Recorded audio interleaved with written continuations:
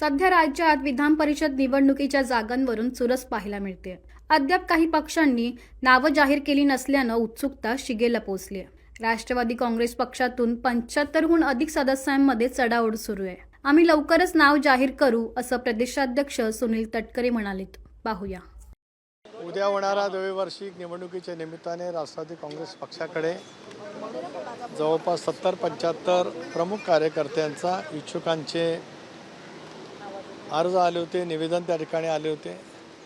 पक्षाच्या कोर कमिटीने या सगळ्याचा सारासार विचार त्या ठिकाणी केला आणि त्या संदर्भामध्ये आज संध्याकाळपर्यंत पक्षाकडनं अधिकृत नावाची घोषणा त्या ठिकाणी निश्चितपणाने होईल।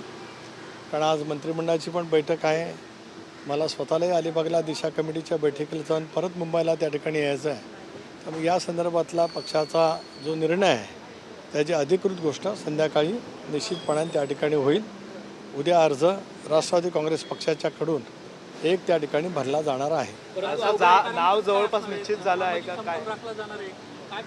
आम्ही संबंध विचार करत असताना प्रादेशिक समतोलाचा विचार केला, इतरही जी काही समीकरणं असतात त्याचा विचार केला, पक्षाच्या संघटनेमध्ये काम कशा पद्धतीने होऊ शकतं या संदर्भामध्ये सुद्धा विचार त्या ठिकाणी केला आणि या सगळ्याचा सारासार विचार करत पक्ष मजबूतीच्या दृष्टिकोनातून आम्ही या संदर्भातला निर्णय संध्याकाळपर्यंत घोषित करू।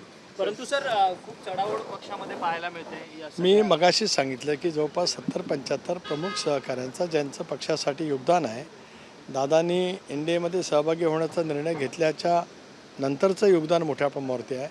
अगोदरपासून सुद्धा एकत्रित राष्ट्रवादी काँग्रेस पक्षामध्ये सुद्धा अनेकांनी सोबत त्या ठिकाणी काम केलेलं आहे। या संदर्भातला सारासार विचार गुणवत्तेवरती प्रादेशिक नाराजी ज्या वेळेला 70-75 अर्ज होतात आणि एखाद्या नावाचीच होणार आहे घोषणा म्हणजे 74 लोकांना उमेदवारी मिळू शकणार नाही, हे नक्कीच आहे।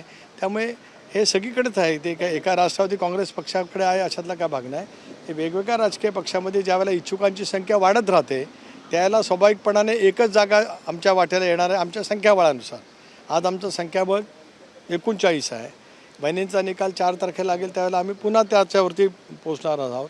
अशा वेळेला या सगळ्या बाबी त्या ठिकाणी आहेतच।